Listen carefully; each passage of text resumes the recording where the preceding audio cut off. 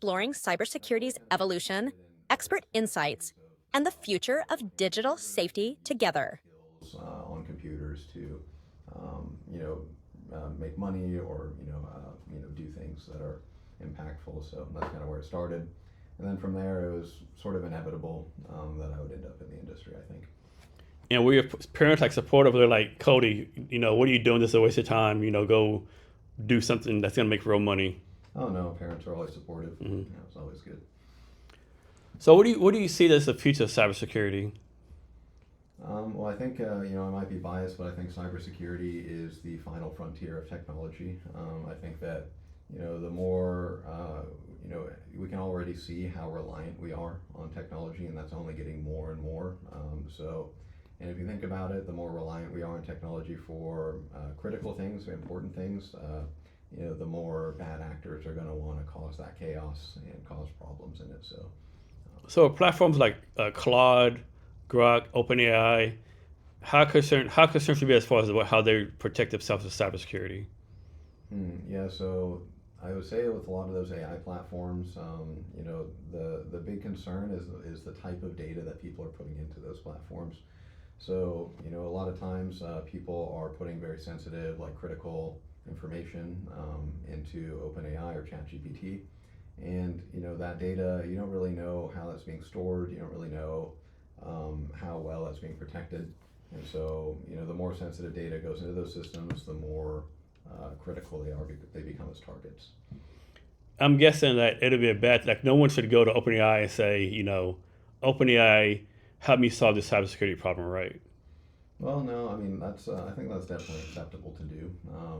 It's just a matter of maybe it's not smart to put in the layout of your network and all of your passwords, and if you were to go to ChatGPT and say, here's all of our company passwords, help me make them more secure, that's probably not a smart move. But if it was something more general, like we have a Cisco router, and it has what would be the best way to configure the firewall, those kinds of things would be acceptable. And how often should someone change their passwords? So changing passwords is actually sort of an obsolete concept nowadays. So regularly changing passwords is not as important because most websites out there nowadays, they have a restriction on how many password attempts you can make. So the big thing is to have a secure password.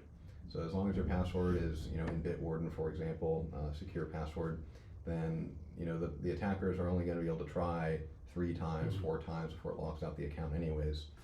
So as long as it's not easy to guess, it's probably fine. And for your company, is it a plan to like be the CEO forever, or if someone came with a legitimate offer, you would consider it?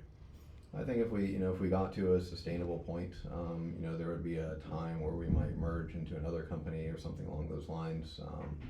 But I think for the time being, that's what it's going to look like. And is there a certain you can't say the name of customer? Is there a certain customer you're trying to get right now? There's always certain customers that we'd like to have. We're always working on a few of them.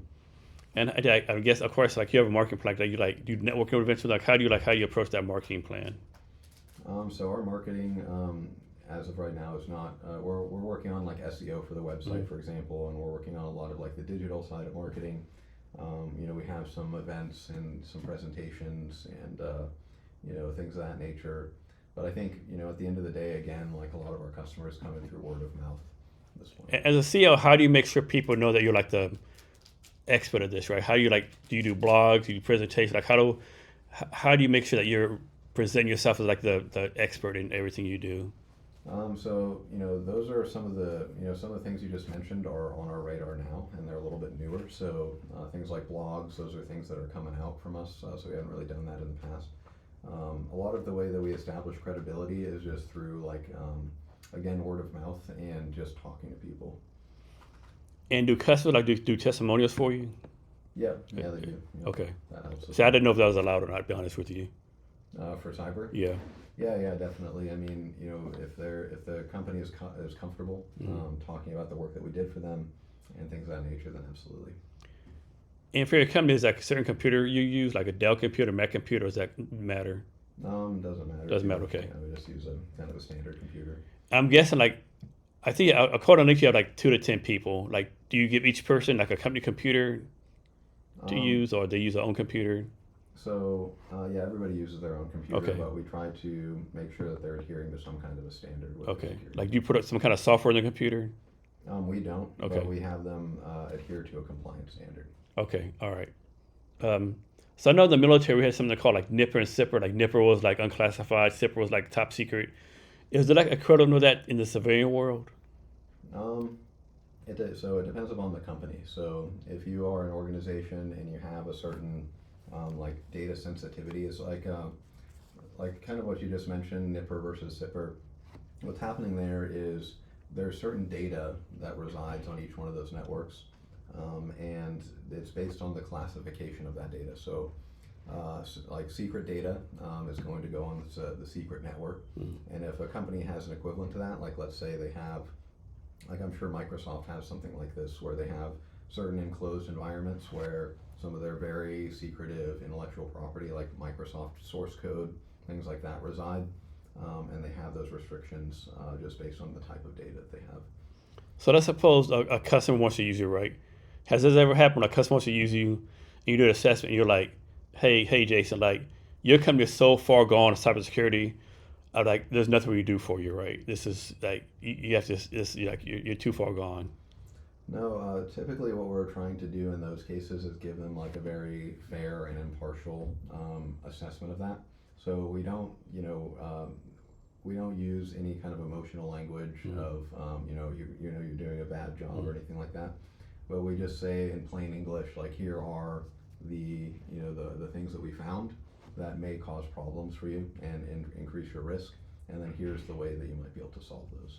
So you don't say nothing like, man, it's a miracle you haven't been hacked yet. Yeah, no, don't say anything like that.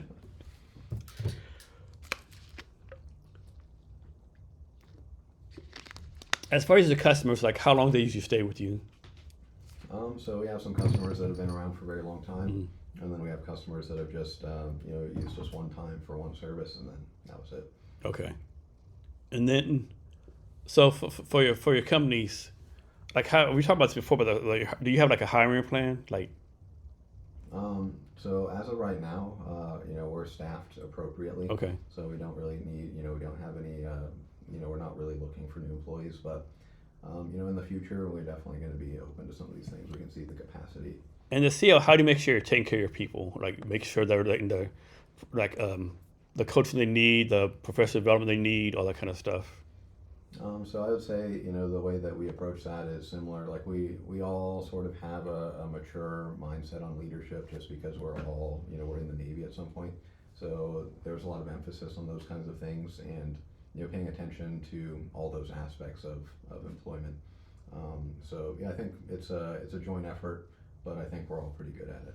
And then how do you make sure everyone keeps up to date as far as all the technical stuff they need to do?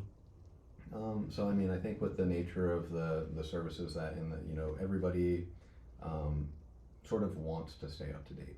Like most people, especially at our company, are very passionate about what they do. So for the most part, we don't have to do a lot of like checking and all that type of stuff. But everybody has to stay certified and all that type of the typical things. So when you're hiring people, how you know like they're passionate about what they're doing, right? Because a lot of people can fake on interviews, right? A lot of people can fake on interviews, fake their resume. Like how do you know? Okay, this person is going to be passionate, like really involved with the company. Well, I think and at the end of the day, when you talk to somebody about something that they like to do or that they're good at, a lot of times they just can't, they can't stop talking about it. They, it's very obvious they love it. They do it outside of work. They do it on their own. They have their own projects, and they would probably be doing something like this even if they weren't getting paid for it. So yeah, it's pretty apparent a lot of the time. And so you say you do government contracts. With that, like you bid on like government contracts, or how's that work? So we have in the past, gone through the bidding process. Some of the software that we sell it direct. So basically, somebody's swiping a government credit card. So there's not that bidding process, but we still have to adhere to certain standards.